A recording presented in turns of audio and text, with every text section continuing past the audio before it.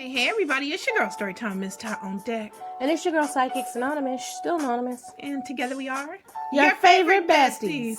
I'm sitting here thinking about have yourself a merry little Christmas. I am so in the spirit. Not quite there yet. I don't care. I'm there now. I'm in the spirit. But I'm there. Not there, but I'm there. So, in the spirit of Christmas, if you guys at home celebrate, and I know some of you do, some of you guys don't, how do you get festive?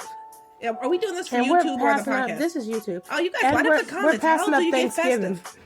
Oh, that's okay. Everybody should be full. You should be full at the thought of all the food you're going to eat. Good, please. We'll go back and do a Thanksgiving. I'm about to throw bones. But anyway. All right. But, so Anonymous, what do we have on deck today? Something very interesting. You guys are going to have a good time.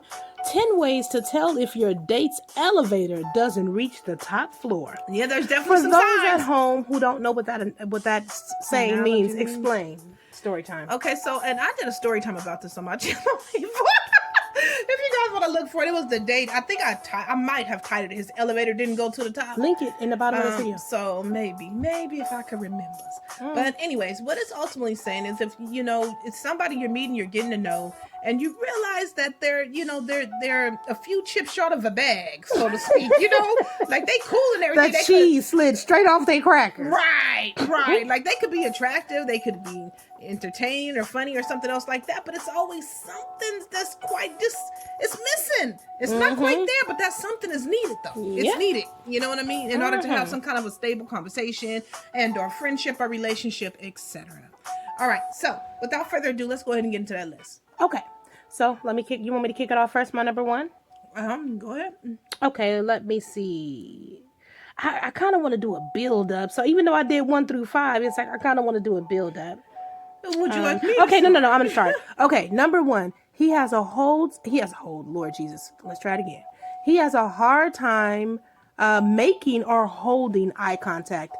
Ladies and gentlemen, eye contact is a big indicator of what's going on mentally. Right, that's true. Okay, or that something is off. Maybe you don't know what's going on, but you can tell something is off. If it's very normal to when you're talking to somebody to look at them eye to eye. It's even, normal to look at them eye to eye, and then you're looking at something else on their body, their clothes. You look to the left, guys, you look to the right. You don't have to stare passionately in their eyes the whole entire time. You do me. For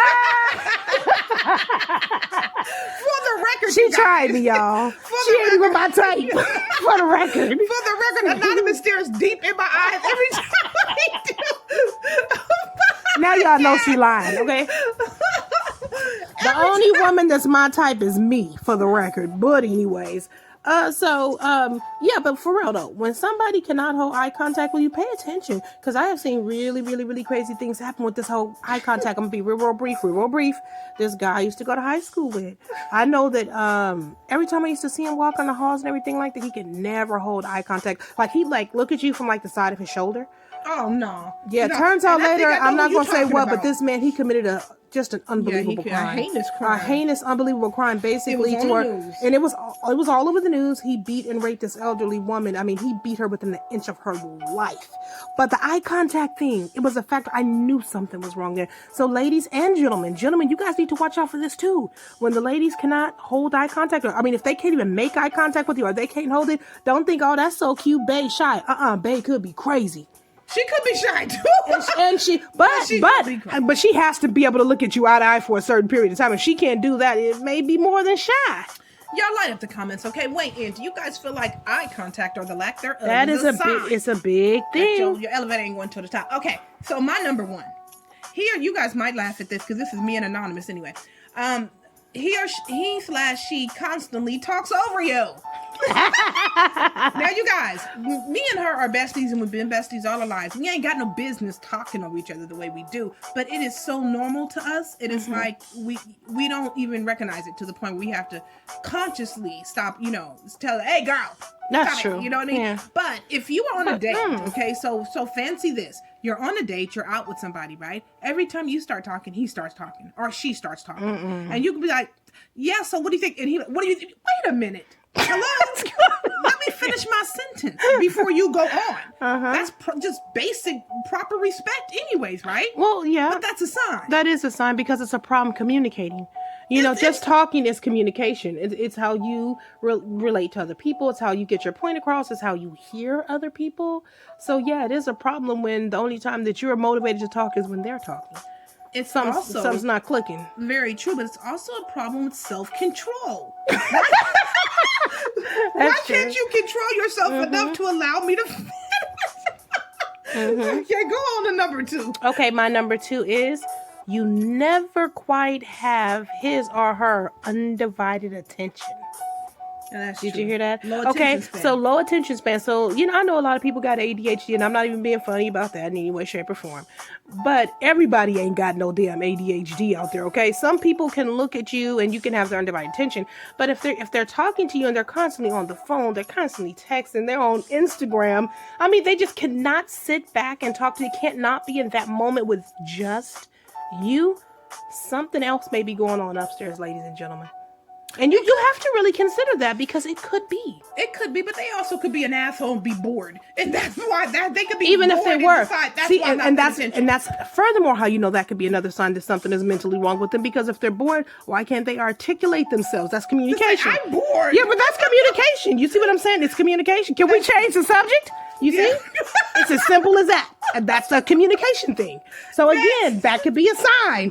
Good point. Next. Okay, before you go on to your next one, if you guys would like to sponsor this podcast or any other podcast, you can go to Cash App, put in $ and write your favorite besties, or you can go on over to anchor.fm/psychics-anonymous, hit that sponsor button, become a part of the monthly family. Moving on, story time. Number 2. He/she tells jokes about people being hurt, and they laugh heartily.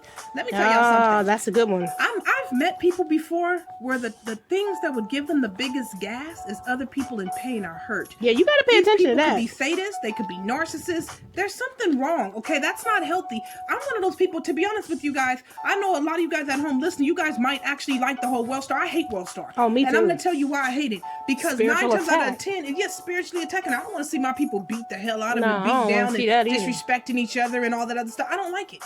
So for me personally, it's not something that I would go look for or anything else. If somebody else sent it to me, I can't say that I probably wouldn't glance at it, but it's not going to get no laughs out of me about somebody else deplorably harming someone brutally else. beat on. That's not my thing. No. So the point is there that if the person is constantly saying when someone else is hurt, they're getting pleasure out of that, you better pay attention for early signs. Okay, that's not cool. Light up the comments and let me know what y'all think about that. All right, Anonymous. Okay, so my number 3 is bad manners. That is a sign. If you guys go on a date with somebody, yours, my number 3. Okay, so if you go on a date with somebody, let's say they're rude to the waiter, don't laugh about that. Don't dismiss it, because that is a sign. Yeah. Okay. Right. All that rude that's not cute. No, it's not. And you know what? That's a quick way for me to cancel a date. If I go on a date with the guy and I see he's unnecessarily disrespectful to the waiter for no reason, time for me he got to go. Facts. I'm not even going any further, because guess what? You just showed me a huge red flag right there. And that's about self-control, right? Right. That's also about communication, right? How we communicate and being able to control ourselves. It's about how impulsive we are, how we react to situations that bother us. I mean, because you need somebody who's going to have a cool head, a level head with you if you're going to be out somewhere, right? Other than that, how the hell can you trust them? Right. It's a pass for me. Story time. I'm going to skip my number 3 and go to number 4, because to the first cousin to what you just said is I said repeatedly curse after every word, and that's the same thing. So that ties in. So I'm going to go, because I don't want to, if you cannot articulate yourself better than that, if you got to cuss after every word, know what I'm saying? Shh, N, B, F. Right. Oh, no, right. no. I'm not going to do it. So I'm going to go ahead and just put that in the loop with yours and go right to number 4. Number 4, they make passes / advances at other people in front of you. If you guys are on a date, that's a no. That's a big red flag. You're trying to get to know them, and the waitress passed by and they go, "How you doing, Miss Lady?" Oh, okay, yeah, that uniform looking right. Oh, the date will be over. Yeah, the date's over. The date is canceled. Really? For the people who decide to sit in it for a bit, just know that is a huge red flag, that something's wrong up there. That's why he's doing it. Something's wrong, okay? Even if he's just an all-out asshole, there's a problem with him being that type of asshole. Make no mistake. Light up the comments and let me know what y'all think. Anonymous. Okay, so another red flag is, when a person asks really inappropriate questions quickly. So let's say you guys, let me give you an example. I was talking to this guy online before, and we were having a good conversation. It was just back and forth, little, regular conversation, get to know you stuff. All of a sudden, he sends me a picture of the D. It was unsolicited. I did not ask for it. I mean, and here's the thing, though. At the time, we were talking about cooking. The man was a chef. Yeah, that was ridiculous. Okay, then he just sends me a picture out of nowhere of that. And I'm like, how do you even respond to that? Me and dude was like having a good conversation. But it was over after that because I was done. And it was nothing to see. But even if it was something to see, I would just have reported that too in this moment. But it don't matter what it was to see. The happened to me, and I would say the site, but you guys would die laughing if I told you what side I was on. But if what's his name? I don't know. Oh, what's his name? Hey, besties. What's his name? Oh, I see his face. You're talking about what's his name? If he's listened to this, he'll know what site because we tease him about being on it. Yeah. What's his? Oh my God. I can't remember his name right now. I can see his face. He runs. He jogs. We're gonna edit it in and say hi, bestie. Yeah. Okay. He runs. You know. I know who he is. The Real Showtime. The Real Showtime. That's who it is. Yeah. All right. So shout out to you, dude. Shout out Real Showtime. You'll know what side I'm talking about. All right. Number 5. We got to get out of here, y'all. We running over time. Okay. Number 5 and the last one for your girl story time. They are always under the influence of drugs, alcohol, or even prescription meds. Mm-hmm. I don't want to hear about your doctor told you have to take some kind of a pill and every time you do, you're slurring and then you know you're acting like you're nodding or something. Hey, that's too much for me. Okay, so if I see you and this is what your normal get up is, then I'm not going to be able to deal with you. But also, because you didn't make a healthy decision about, taking the pill when it's at bedtime, opposed to when you're out on a date, I'm going to say something's off, something's ajar there. Okay? Right. That's the last one for me. Okay, so you know what? Okay, I had a couple more. But anyways, I'm just going to sum it up to this. A lack of desired responsibility. Okay, so let me give you an example. Let's say a person, you meet them or you start talking to them and they were recently laid off of their job. Well, they have no desire to get another job anytime soon. It's like they sit back and say stuff like, well, don't think about it in this context because right now we're in a pandemic. A lot of people have been hit really, really hard on times. But let's say before the pandemic, if they had no desire to get another job, they're waiting on their unemployment check. But that's all they're just waiting on. They say they're going to write that thing on out until it's completely done. It's like they had no desire to be responsible. A responsible person says, I'm out of a job. Well, I want to get another job, right? I want to be stable. I want to be responsible. I want to be able to provide for myself. I want to be able to take care of myself, that type of thing. So if they have a lack of responsibility, a lack of desire to be responsible, then that is a red flag as well. That is a very good point. That is a red flag. And to you guys at home, what are your red flags? Light the comments up. Let us know. Weigh in. What do you guys think? What would you guys consider red flags that somebody's? That's it. That's 10. Are you sure? What would you guess? Because I looped mine because we said the same thing on 3. So, okay. But what would you guys consider red flags for people who you are dating or getting to know? What could they do that make you say, you know what? That didn't look right. That didn't feel right. Yeah, something may be wrong. Cheese man slid off the cracker on that one. Right. Light up the comments and let us know. We'd love to hear that. I'm done with this anonymous review. I'm done. All right. Well, thank you guys so much for rocking with us. Until next time, you guys have been rocking with your favorite besties. Bye. Bye.